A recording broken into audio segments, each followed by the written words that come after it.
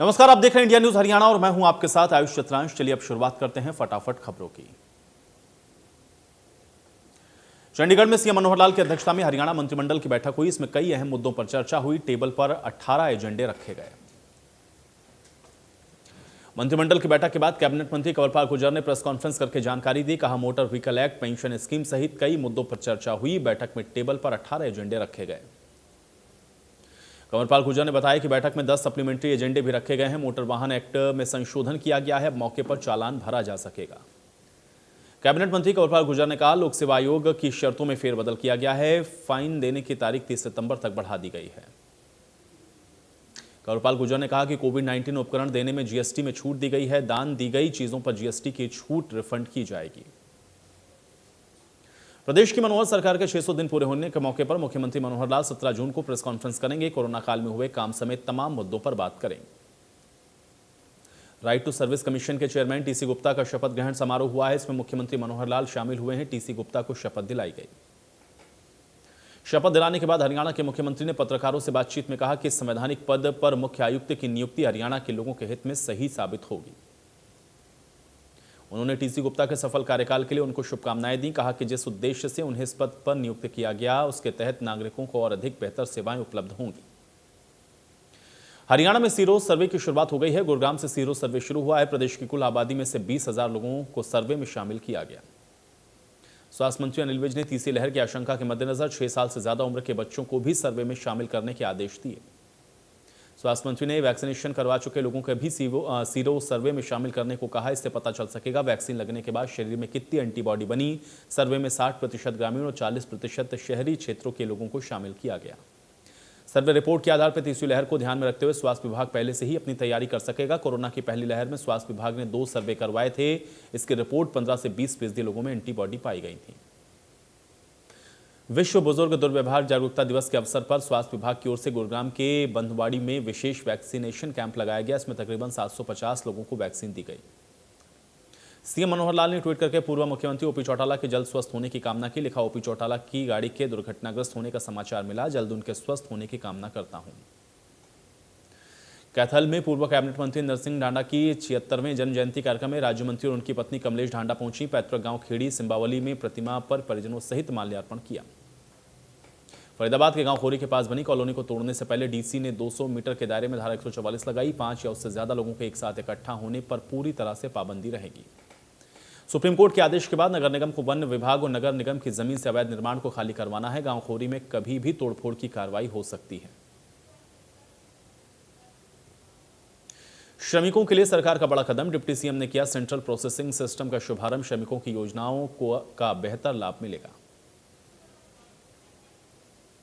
नए सिस्टम से श्रमिकों को रजिस्ट्रेशन में कोई परेशानी नहीं आएगी। श्रमिकों की सुविधा बढ़ने के साथ साथ पारदर्शिता बढ़ेगी। मानसून दस्तक देने वाला। ऐसे में यमुनानगर में जिला उपायुक्त की टीम के साथ जगाधरी प्रकाश चौंग पहुंचे हैं। 10 से भी ज्यादा जगह पर नालों का निरीक्षण किया। हर कमी का बारीकी से अध्ययन किया गया। महंगाई के खिलाफ अब इनेलो का हल्ला बोल। 17 जून से सभी जिलों का दौरा करेंगे अभय चौटाला। पार्टी पदाधिकारी कार्यकर्ताओं से रूबरू होंगे अभय। देश प्रदेश का हर वर्ग महंगाई से त्रस्त। सरकार की गलत नीतियों से जनता परेशान। सोनीपत में वार्ड नंबर 2 के पार्षद कॉलोनी की महिलाओं ने नगर निगम में हंगामा किया है। लिखित में शिकायत देकर कॉलोनी में बने हुए पशुओं के बाड़े को हटाने की मांग की है। वार्ड नंबर 2 के रहने वाले कुछ लोग अवैध रूप से रिहायशी इलाके में पशुओं का पालन कर रहे हैं। कॉलोनी के लोगों का कहना है कि होटल से बचा हुआ खाना और सब्जी मंडी से सड़ी सब्जियां लाकर पशुओं को डाली जाती हैं। हर वक्त कॉलोनी के लोगों को बदबू से परेशानी होती है। जीना मुहाल हो गया है। सब्जियों को सीवर में बहा दिया जाता है। इससे सीवर भी जाम होते हैं। लोगों को बीमारी फैलने का डर सता रहा है। यमुनानगर में बिना एनवायरमेंट क्लियरेंस के चल रहे फॉर्मल्डिहाइड प्लांट्स को बंद करने के आदेश दिए गए हैं। लेकिन फिर भी साल 2006 से बिना एनवायरमेंट क्लियरेंस के ये प्लांट चल रहा है। 10 दिन पहले मामला पॉल्यूशन कंट्रोल बोर्ड के संज्ञान में आया था, लेकिन अब तक कार्रवाई नहीं हुई। अब मामला जिला उपायुक्त के संज्ञान में लाया गया है, जिन्होंने जल्द ही इसकी जांच करके कार्रवाई करने की बात कही है। यमुनानगर में प्लांट्स चल रहे हैं, लेकिन इनमें से सिर्फ 2 ही प्लांट्स हैं जिनके पास एनवायरनमेंट की क्लियरेंस है। बाकी के 7 प्लांट बिना एनवायरनमेंट क्लियरेंस के धड़ल्ले से चल रहे हैं। पॉल्यूशन कंट्रोल बोर्ड भी इनको चेतावनी दे चुका है। नूह में हथियार लाइसेंस पर 3 हथियार रखने वाले की अब खैर नहीं है। हथियार लाइसेंस पर 3 हथियार रखने वालों के अब लाइसेंस को रद्द किया जाएगा। डीएसपी ने बताया कि अब एक हथियार लाइसेंस पर 2 हथियार रखने की ही वैधता है। अगर किसी के पास 3 हथियार मिलते हैं तो एक हथियार को तुरंत नजदीक के पुलिस थाने में जमा कराकर लाइसेंस के लिए संपर्क करें। डीएसपी ने कहा कि अगर कोई हथियार लाइसेंस धारक ऐसा नहीं करता है तो उसके हथियार लाइसेंस को तुरंत रद्द करके आगे की कार्रवाई की जाएगी। उकलाना में लूट के आरोपियों को गिरफ्तार किया गया है। आरोपी राजस्थान के चुरू से फरार हुए थे। पुलिस की साइबर सेल की टीम ने आधुनिक तकनीक के जरिए उन्हें काबू में किया। मनापुरम गोल्ड रीजेंसी में 4 लुटेरों ने हथियार के बल पर 17 किलो सोना और 8,92,000 रुपए की नकदी लूटी थी। ट्रेस करने पर आरोपियों की लोकेशन हिसार में मिली। अंबाला कैंट हाथीखाना मंदिर के पास बाइक पर सवार 2 युवकों ने गोलियां चलाकर एक युवक की हत्या कर दी। इस दौरान हमलावरों ने करीब 7 से 8 राउंड फायर किए, मौके से भाग निकले। हमले की पूरी घटना सीसीटीवी कैमरे में कैद हो गई है। सूचना मिलने के बाद पुलिस मौके पर पहुंची है, सभी सबूत को जुटाया है। गोली लगने से घायल हुए युवक ने अस्पताल में दम तोड़ दिया। बताया जा रहा है कि हमलावरों और युवक के बीच पुरानी रंजिश थी। कुछ समय पहले भी युवक की हत्या का प्रयास हुआ था। मरने वाला युवक अंबाला कैंट का रहने वाला बताया जा रहा है।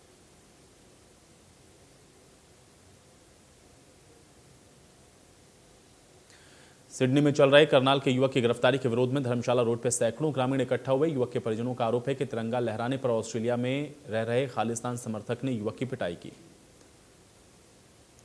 रादौर के वार्ड नंबर 5 के खेड़ा और माता मोहल्ले में चोरों ने 2 घरों को निशाना बनाया है। सोने चांदी के गहनों सहित हजारों रुपए की नकदी पर चोरों ने हाथ साफ किए। पहली घटना खेड़ा मोहल्ले में हुई है, जहां पे चोरों ने घर में सो रहे परिवार के सदस्यों के कमरे को बाहर से बंद कर दिया। दूसरे कमरे का ताला तोड़कर हजारों रुपए की नकदी, ज्वेलरी और मूर्तियां चुरा ली।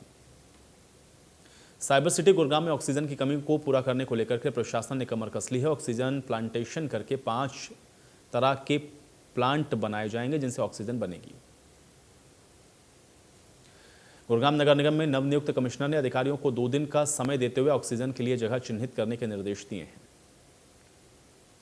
टिकटॉक स्टार और हरियाणा में बीजेपी से चुनाव लड़ चुकी सोनाली फोगाट का डांस वीडियो वायरल हो रहा है। सोनाली फोगाट को अपने इस वीडियो पर ट्रोलिंग का सामना भी करना पड़ रहा है।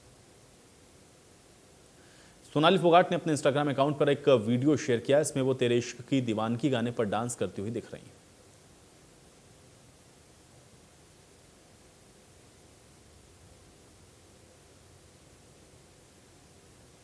फतेहाबाद में शुरू हुआ सीरो सर्वे। बच्चों से बुजुर्गों तक के लिए जाएंगे सैंपल। शहरी और ग्रामीण इलाकों में कराया जाएगा सर्वे।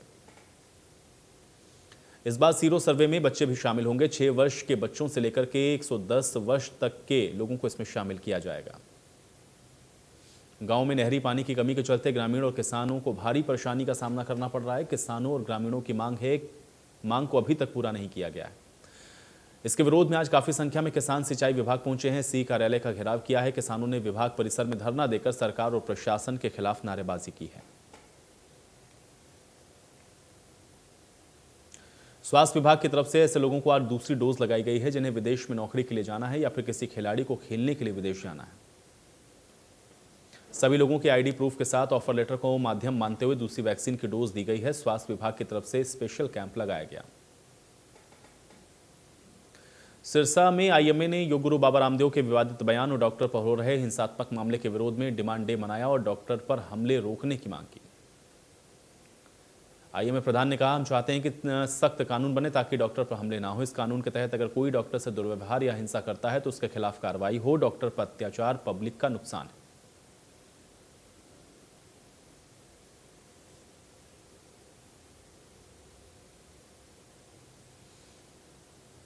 फरीदाबाद में 18 जून को बंद रहेंगी अस्पतालों की ओपीडी सेवाएं। डॉक्टरों के ऊपर हमले और सुरक्षा प्रदान की मांग को लेकर के आईएमए करेगा प्रोटेस्ट।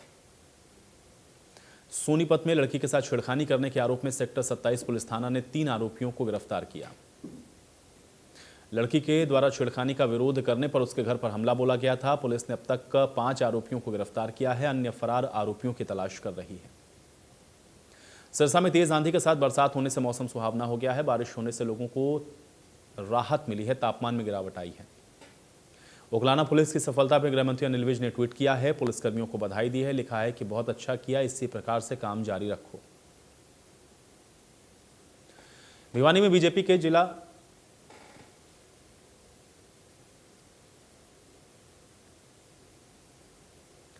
पिछले 2 दिनों से लापता गांव पेटवाड़ के एक व्यक्ति सुमेर सिंह का शव सिसाई माइनर के रजवाहे में मिला है। शव के सिर और चेहरे पर चोट के निशान हैं।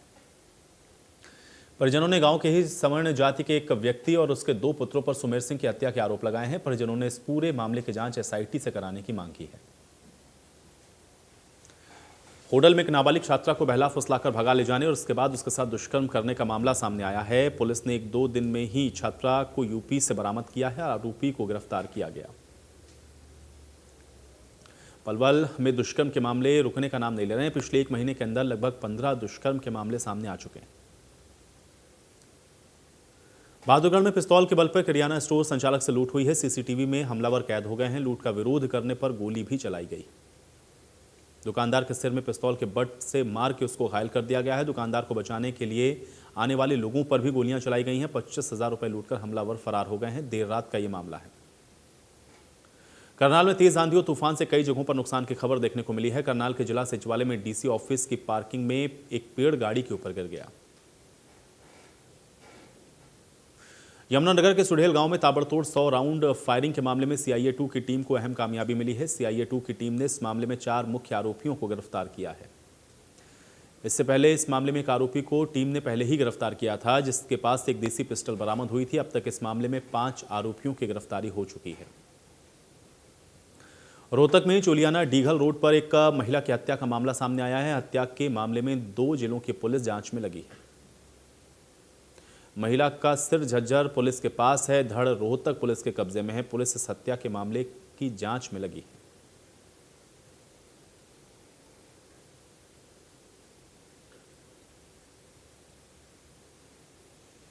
भिवानी में 17 साल के युवक ने ट्रेन के आगे कूद कर दे दी जान। 3 बहनों का इकलौता भाई था मृतक पीयूष सरदाना।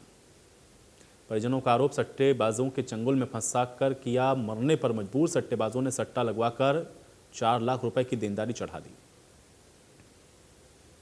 कैथल में संयुक्त किसान मोर्चा के बैनर तले इकट्ठे हुए किसानों ने विद्युत प्रसारण निगम के कार्यालय में पहुंचकर विभाग के खिलाफ नारेबाजी की। किसानों ने कहा 2014 से ट्यूबवेल के बिजली कनेक्शन लेने के लिए सिक्योरिटी के रूप में पैसे जमा करा कर रखे हैं, उनको अभी तक कनेक्शन नहीं दिए गए। कभी शर्त लगा दी जाती है कि आप एक सुनिश्चित कंपनी की मोटर खरीदें, कभी शर्त लगा दी जाती है पहले जमीन में बोर कराएं। अब नई शर्त जोड़ दी गई है, जिनको नहर का पानी मिल रहा है उनको कनेक्शन नहीं मिलेंगे। कैथल में नशा तस्करों के खिलाफ बड़ी कार्रवाई की गई है। सीआईए 2 ने 21 किलोग्राम अफीम बरामद करने में सफलता हासिल की है। ये कार्रवाई गोला कस्बे के गांव महमूदपुर में की गई है। पुलिस टीम ने बरामद खेप को जब्त करके आरोपी नशा तस्कर को गिरफ्तार किया है। वैक्सीनेशन की पर्याप्त डोज पहुंचने के बाद 18+ की वैक्सीनेशन प्रक्रिया ने रफ्तार पकड़ ली है। भिवानी में अब तक 2,32,000 लोगों को वैक्सीन लगाई जा चुकी है।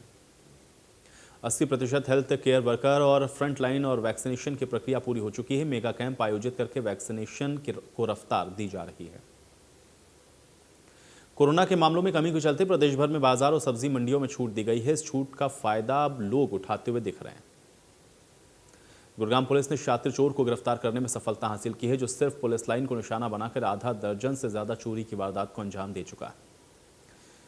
एसीपी क्राइम की माने तो नीमका जेल में तैनात ये जसविंदर नाम का चोर गुरुग्राम, फरीदाबाद, जींद, रोहतक, कैथल, हिसार और सिरसा में स्थित पुलिस लाइन में आधा दर्जन से ज्यादा चोरी की वारदातों को अंजाम दे चुका है।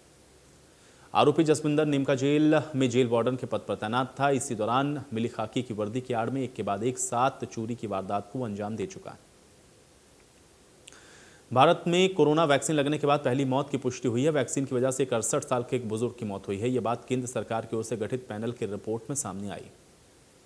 इस कमेटी ने वैक्सीन लगने के बाद हुई 31 मौतों का असेसमेंट करने के बाद कंफर्म किया है कि 68 साल के एक बुजुर्ग की मौत वैक्सीन लगने के एनाफिलिक्स के रूप में हुई है। एक तरह का एलर्जिक रिएक्शन होता है। सिरसा में मूसलाधार बरसात से शहर के कई इलाकों में एक बार फिर से जलभराव हो गया है। जलभराव से लोगों को समस्याओं का सामना करना पड़ा। सड़क से गुजर रहे लोगों के वाहन पानी के बीच में बंद हो गए हैं। लोगों का कहना है कि प्रशासन ने कोई व्यवस्था नहीं की है। 2 दिन के दिल्ली के दौरे पर रहेंगे सीएम मनोहर लाल। 17 जून को पहुंचेंगे दिल्ली। बल्लभगढ़ में दिखा तेज रफ्तार का कहर। दिल्ली से आ रही तेज गाड़ी ने मोटरसाइकिल चालक को मारी टक्कर। सीसीटीवी कैमरे में कैद हुई तस्वीरें। स्वास्थ्य मंत्रालय ने बताया देश में कोरोना का पीक आने के बाद से रोजाना नए मामलों में लगभग 85% की कमी देखने को मिल रही है। बच्चों में कोरोना संक्रमण के मामलों को लेकर उन्होंने बताया कि 1 से 10 साल के एज ग्रुप में 3.28% बच्चे पहली लहर में कोरोना की चपेट में आए थे। दूसरी लहर में इस एज ग्रुप के 3.05% बच्चे कोरोना संक्रमित हुए। स्वास्थ्य मंत्रालय ने कहा कि कोरोना से जंग में वैक्सीनेशन एक अतिरिक्त हथियार है। लोग कोरोना प्रोटोकॉल का पालन करें, मास्क लगाएं, सोशल डिस्टेंसिंग जारी रखें, जितना संभव हो यात्रा से बचें। देश में कोरोना के मामलों में लगातार गिरावट हो रही है। 24 घंटे में 60,000 से ज्यादा नए केस हैं। 2,726 मरीजों की मौत हुई है। दूसरी लहर के बीच अब देश में एक्टिव केस 9 लाख से ज्यादा हैं। कोरोना मरीजों के ठीक होने के रिकवरी रेट में बढ़त देखी गई है। 24 घंटे में 1,17,000 मरीज रिकवर हुए। पंजाब में अकाली दल और बहुजन समाज पार्टी के कार्यकर्ताओं ने मुख्यमंत्री कैप्टन अमरिंदर सिंह के आवास के बाहर प्रदर्शन किया है। सैकड़ों की संख्या में अकाली दल और बसपा के कार्यकर्ता यहां पहुंचे। अकाली दल और बहुजन समाज पार्टी की ओर से अमरिंदर सरकार पर वैक्सीन घोटाले के आरोप लगाए गए हैं। यह बात आई है कि पंजाब में वैक्सीन को सरकारी अस्पतालों के बजाय अधिक दामों में प्राइवेट अस्पतालों को दिया जा रहा है। कार्यकर्ताओं ने राज्य सरकार के खिलाफ नारेबाजी की है। इस दौरान कोरोना गाइडलाइंस का उल्लंघन हुआ है। कोई सोशल डिस्टेंसिंग यहां पर नजर नहीं आई।